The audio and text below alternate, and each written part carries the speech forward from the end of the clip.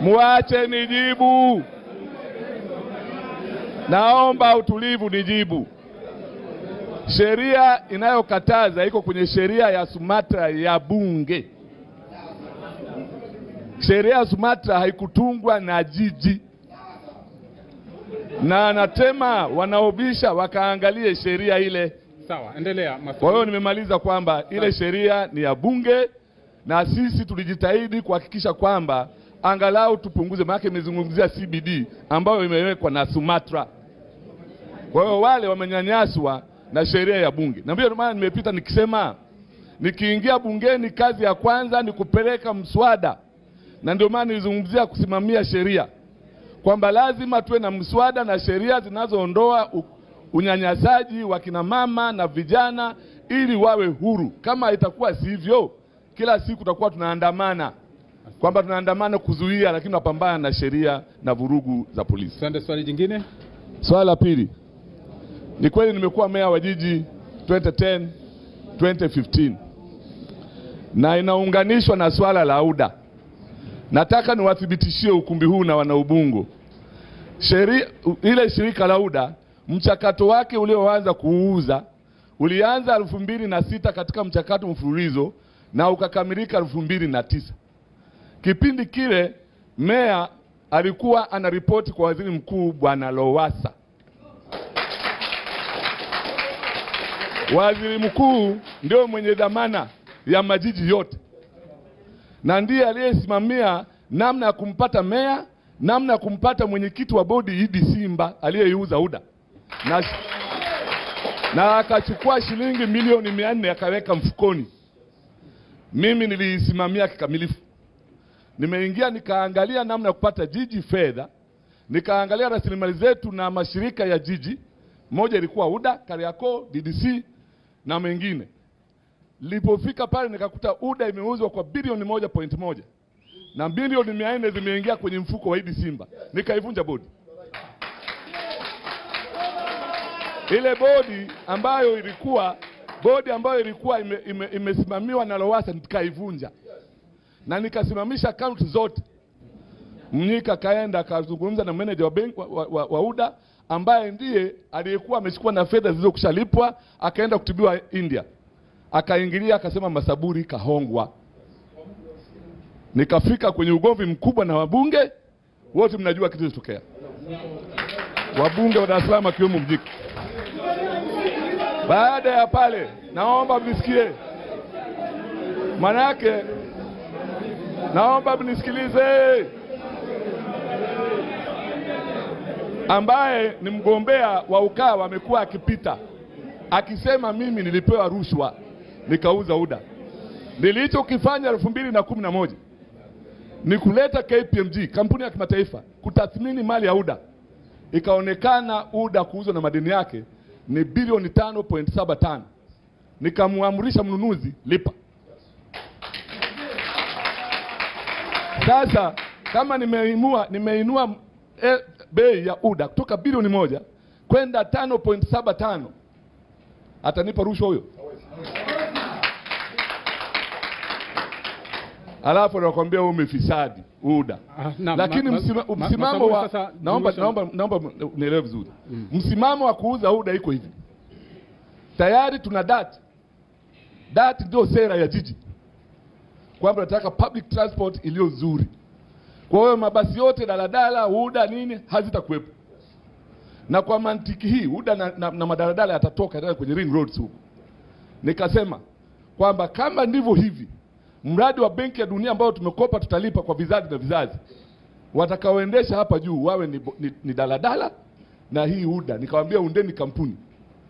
Nikasimamia mchakato ule, haukwenda kwenye tenda ya kimataifa, kwenda kwenye mataifa ya Kijerumani na maasasi yaliyokuwa yanatakiwa na UKAWA. Ikawa ni vita kwamba mimi kwa nini nimepeleka tenda kwa wazawa bila kutangaza. Hivi kuwapa wazawa wale wenye daladala tunafukuza hapa, watakwenda wapi? Jumuisha hoja zako Masaburi. Kwa hiyo nataka nikuthibitishie, baada ya pale nilienda DDC nikaisimamisha bodi. Jumuisha hoja zako, kwa sababu wao nao walikuwa wanaiba pale. Kwa hiyo mimi nasema nimesimamia vizuri rasilimali za jiji na ndio maana tunaona jiji tunasimamia haya maendeleo huko. Tatu, wanasema nisawasaidiaje kina mama na yani nitafanyaje? Kubenea amesema yeye ana ajira 100,000. Mimi nasema nina mifano.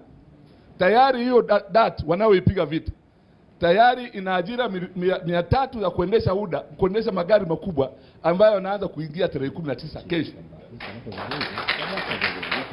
Kuna 100 watakao kuja kuwa mafundi pale. Kuna watu watakao kata ticket. Kuna watakao safisha haya mabasi makubwa. Kuna watakao safisha vituo. Kama haitoshi, tunapanua bandari ya Dar es Salaam. Tunaweka boti endayo haraka kutoka pale kivukoni kwenda Bunju, ambayo nayo itazalisha ajira kwa Dar es Salaam. Kwenye kituo kikubwa cha Ubungo, hapa kwenye kituo hiki tunajenga pale communication center ambayo itazalisha ajira.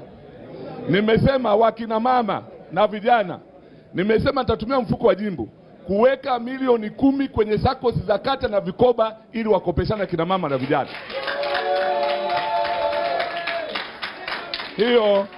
Hiyo ndio mpango wa Masaburi, mpango wa mbunge wenu. Naomba kura zenu nitekeleze. Naam, nisisitize kwamba hii ni panga pangua ya Watanzania na wakazi wa jimbo la Ubungo ni Watanzania, nikiamini kwamba tuna nidhamu. Na microphone sasa ielekee kwa wapiga kura. Naitwa Nchimbi. Swali langu lilikuwa linamwelekea sana Mheshimiwa Masaburi, lakini kwa sababu zamu yake imepita, naomba mama wa TLP aijibu. Amezungumzia sana juu ya kuimarisha elimu. Strategies zenu katika elimu ni zipi? Kwa sababu elimu mpaka sasa kwa faida ya wale walio nyuma, swali lako linaenda kwa mgombea gani? Wa TLP. TLP. Bwana Mama Godriva Manumbu, fupisha swali lako ili alielewe vizuri. Ninachotaka kuelewa strategies ambazo zitakuwepo kwa ajili ya kuimarisha elimu katika nchi hii na hasa katika jimbo hili. Asante. Ni zipi? Swali langu linaenda kwa Mama Manumbu. Tumsikilize tafadhali. Kwamba utachanganuaje kati ya mama mwenye familia pamoja na kulitumikia jimbo la Ubungo? Tunajua kwamba shule zetu hizi za serikali ni webi ni taabani. Na ukienda kuangalia madawati hamna, walimu ndio hivyo. Hawana mahitaji yao muhimu. Je, katika jimbo letu la Ubungo utawezeshaje kuinua elimu ili iweze kuonekana kwamba ni elimu ambayo yule anayesoma international anayesoma shule ya serikali vinaendana sawa? Asante sana. Naam, Godriva Manumbu TLP, sasa ni nafasi yako kuyajibu maswali hayo matatu. Kuna kitu ambacho tunaita community entry. Yaani kabla hujafanya kitu chochote kile. Mimi siji kusema kwamba nitaanza kwa kuleta madawati, nitaanza kwa kuweka sakafu, nitaanza kwa kujenga madarasa. Mimi nasema kwamba nitaanza kufanya upembuzi yakinifu. Upembuzi yakinifu nashindwa kupata neno zuri la Kiswahili, lakini la Kiingereza ni need assessment. Kwa kutumia akina nani? Kwa kutumia wadau wa elimu waliopo, kwa kuangalia ripoti zilizofanyika kama research kuhusiana na elimu, kwa kutumia wadau ambao ni walimu wenyewe, maprofesa vyuo vikuu, kwa kutumia asasi za kiraia. Kuna kazi ya utafiti ambayo imekwisha kufanyika ambayo iko kwenye makabati kuhusiana na kuboresha kwa elimu ya Tanzania. Kwa hiyo nitapitia hiyo na kuangalia vipaumbele vya mbunge aliyepita, kama vipaumbele vilikuwa ndio hivyo kwa ajili ya Ubungo. Then na nia ya sehemu hiyo ya elimu, kwa na vipaumbele kama halifanya nini. Maana ninachosema, tunaposema elimu ni rahisi mtu akiwa juu akafikiri kwamba mahitaji ni dawati. Kumbe shida sio dawati. Kumbe kinachohitajika ni kitu kingine.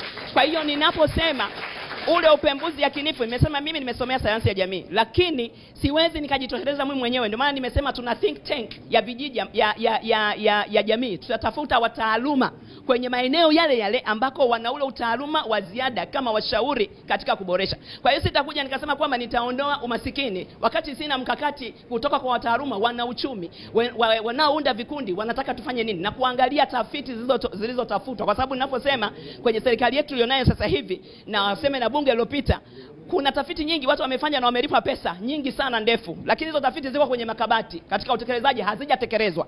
Kwa hiyo tutaanza na hizo alafu nitakaa na vikundi. Tuna kitu tunaita focus group discussions. Nitakutana na makundi tofauti yanayohusiana na wadau wa elimu. Hao makundi yatanipa taarifa, na mimi nitatumia nadharia na uelewa na uzoefu wa kuikamata jamii, kuboresha, kuondoa matabaka yako wapi, kuangalia mtaala wa elimu kutokea kindergarten, kutoka kwenye vidudu mtaala umekaaje, alafu ule mtaala walimu kuna kero za walimu ziko mezani, ni kero maana mtaji mkubwa wa elimu bora ni mwalimu anayefundisha wale watoto. Je, huyo mwalimu amekaaje? Mwalimu analalaje? Analipwaje? Wanahitaji ile daraja, yani ule mfumo wa upandishaji madaraja ambao unaitwa scheme of service. Hao walimu hawana kwa wakati huu. Hawezi kuona ramani ya maisha yake kwamba mimi baada ya miaka kadhaa nitaweza kustaafu. Kwa sababu gani?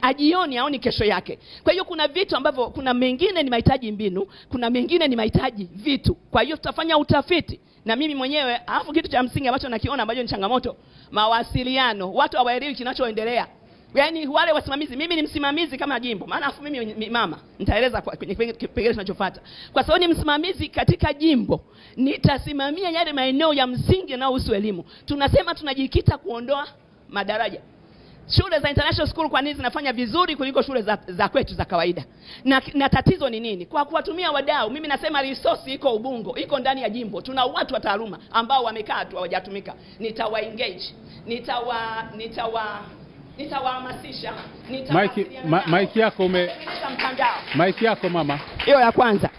Sehemu ya pili, kama mama nimeuliza swali. Najiona vipi naweza nikawa mama na majukumu ya familia wakati huo nikahudumia jimbo? Nimesema kazi ya jimbo haitegemei misuri kuendesha jimbo. Ni uwerewa wa kazi, ni uwerewa wa wana Ubungo. Na pia mimi ni mwana Ubungo, mimi ni mtu wa familia hii. Mkiona matangazo yangu nimesema mimi mwana familia. Kwa maana yake ninaathirika kwa namna kubwa kwa sababu nina makazi na nina mji na mimi nimejenga kwenye eneo hili. Kwa namna hiyo, kama mama ana tabia tofauti, characteristics za mama anaweza kufanya mambo mawili matatu kwa wakati mmoja. Na anaweza kwa namna hiyo, anaweza yale ambayo wanaume hawakufanya kwa karne ya miaka 25 na kitu kwenye jimbo hili. Kutoka chama tawala, kutoka vyama pinzani, naomba mpe mama. Muone mama ana uchungu.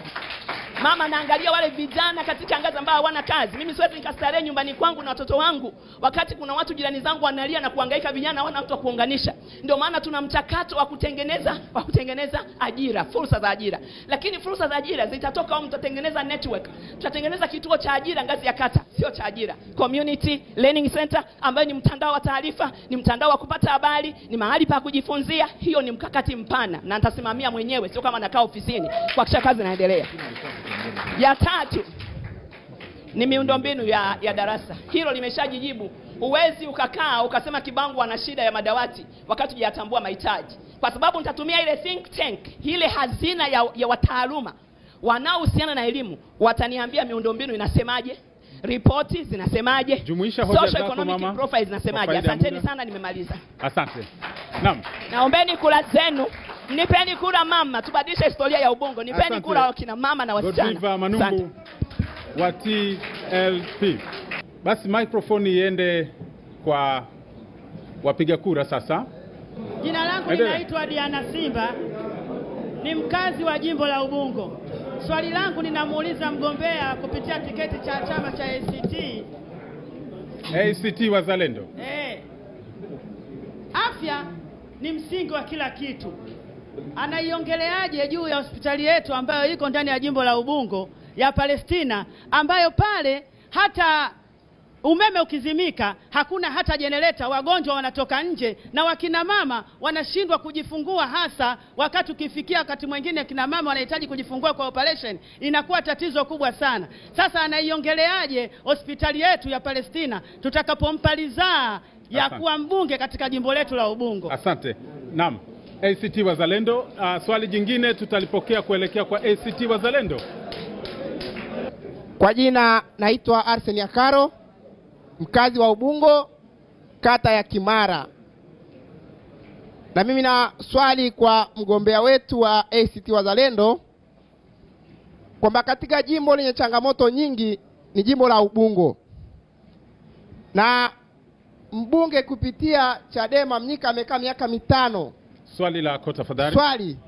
Changamoto ni nyingi na kuna vitu vingi ambavyo vimekusanya jimbo la Ubungo. Je, mbunge wetu ili usiwe kama mbunge wa Chadema aliyekimbia mpaka sasa hivi hajaaga, wewe umejipangaje kuhakikisha kwamba hizi changamoto zazitatua? Kwa jina naitwa Luciani Michael. Ninatoka kata ya Kimara.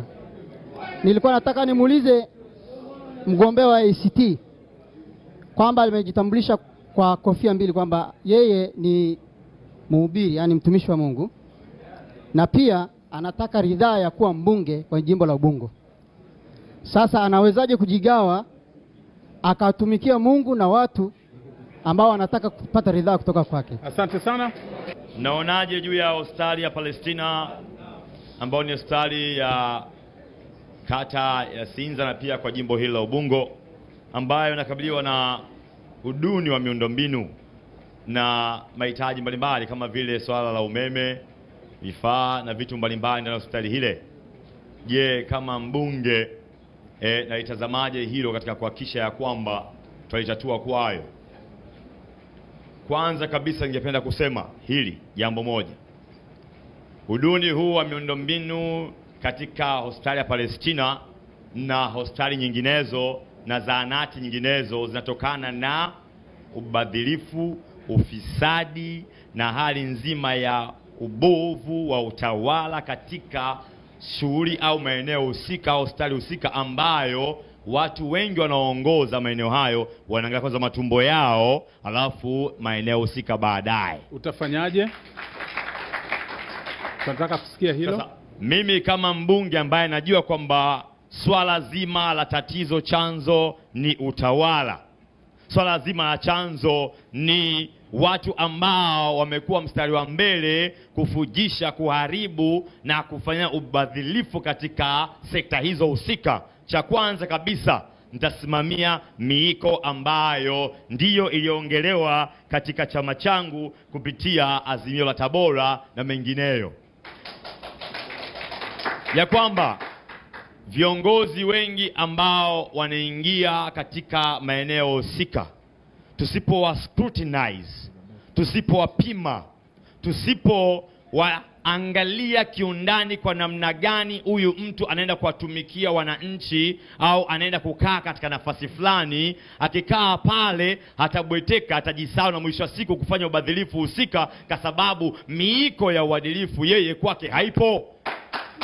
Kwa hiyo kama mbunge, kicha kwanza cha msingi nitasimama kuhakikisha ya kwamba sio tu viongozi wa hospitali, sio tu viongozi wa zahanati, sio tu viongozi wa shule na maeneo mbalimbali, viongozi wote ndani ya jimbo langu nitasimama kuhakikisha ya kwamba kila mmoja anakuwa katika uangalizi wa hali ya juu katika uadilifu wake husika, na ikionekana kama na mapungufu, mimi kama mbunge nitasimama katika wajibu wangu kuhakikisha kwamba anawajibishwa na ikiwezekana kuondoshwa katika eneo husika ili maendeleo yapate kuonekana kwa.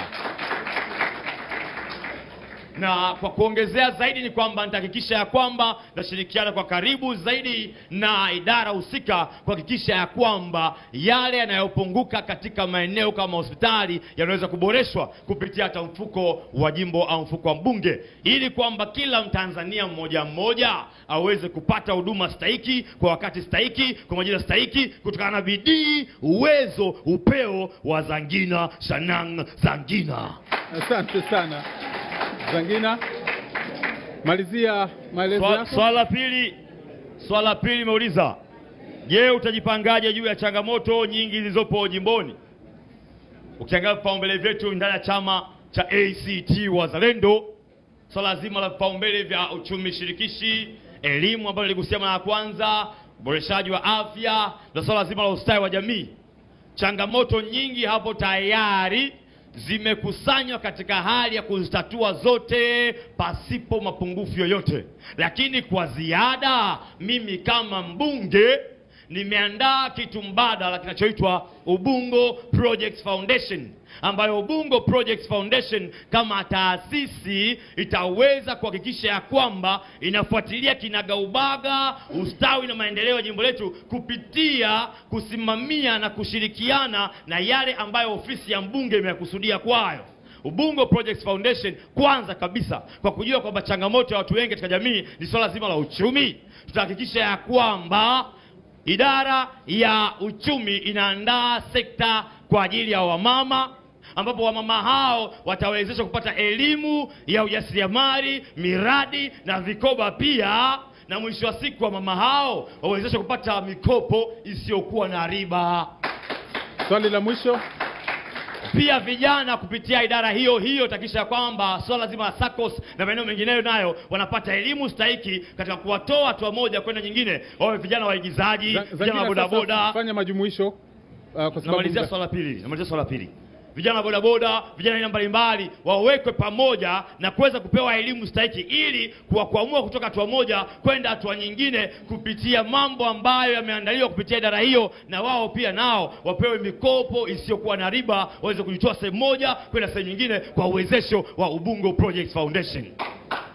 Na pia wazee kama wazee, kutakuwa na idara ya wazee ambapo idara hiyo ya wazee itakisha kwamba wazee katika jamii yetu ambao wamedharauliwa, wamechukua katika hali fulani ya utegemezi kwa kwamba wazee hao hawana thamani. Wazee hao, kila mzee mmoja ndani ya jimbo la Ubungo anawezeshwa kupitia Ubungo Project Foundation, ili mzee huyo ambaye yuko ndani ya jimbo hili kila mwisho wa mwezi aweze kupata uwezesho ndani ya jimbo hili. Ukiangalia haraka kwa tathmini, wazee wasiojiweza ndani ya jimbo letu la Ubungo hawavuki 4,000.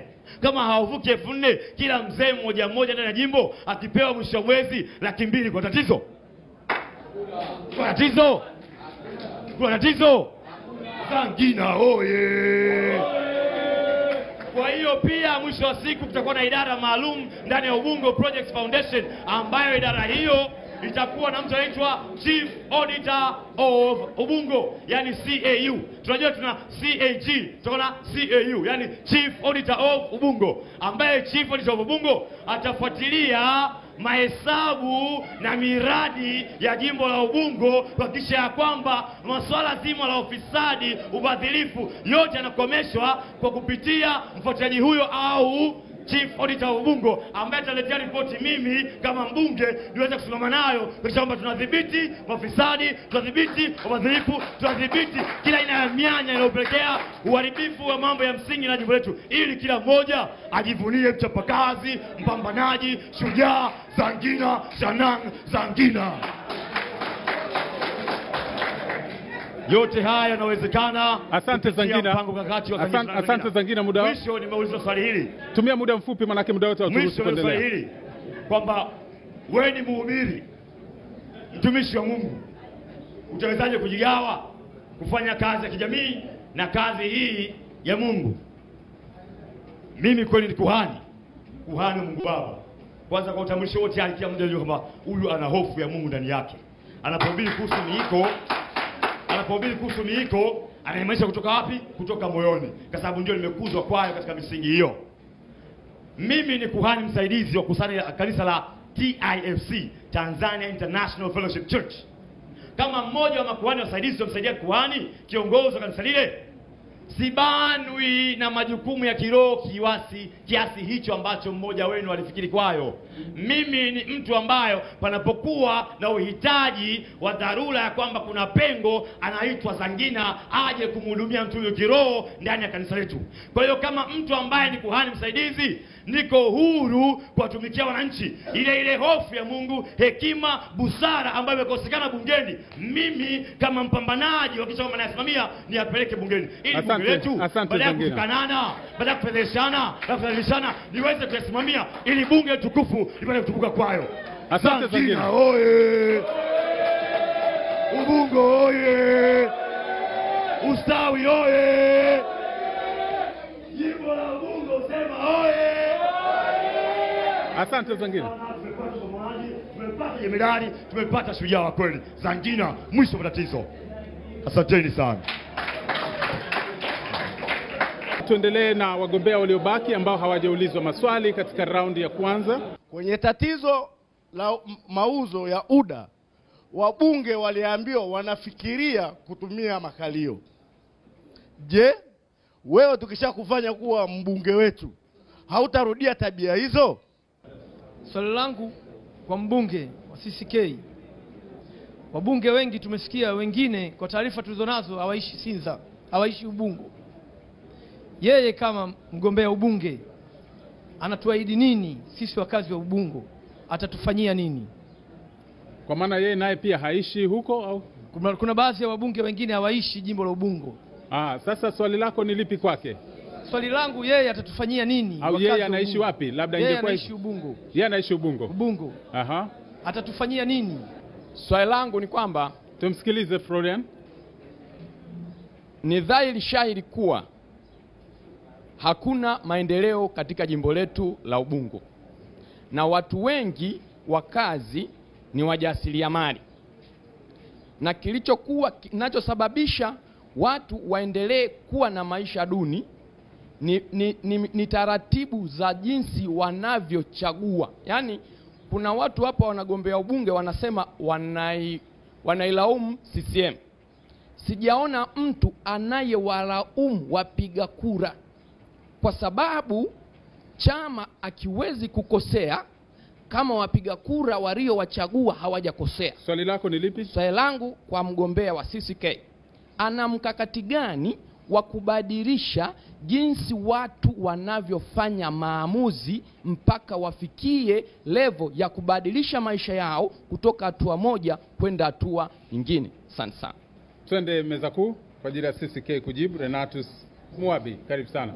Kabla ya kujibu haya maswali, ningependa tu nitoe masikitiko kwamba ninaumia sana kuona vijana ambao ndio taifa la kesho na la leo tunakuja hapa bila kujua, bila kuwa na think tank ya kufikiri kwamba ni nani anaongea nini, tusikilize nini, tujibu nini. Huu ushabiki tunaoufanya, ushabiki wa miemko kwa sababu ya matatizo yetu, na kuamini watu wanaojua kusema sana kwamba ndio wanakuja kufanya vitu kuondoa shida zetu tulizonazo.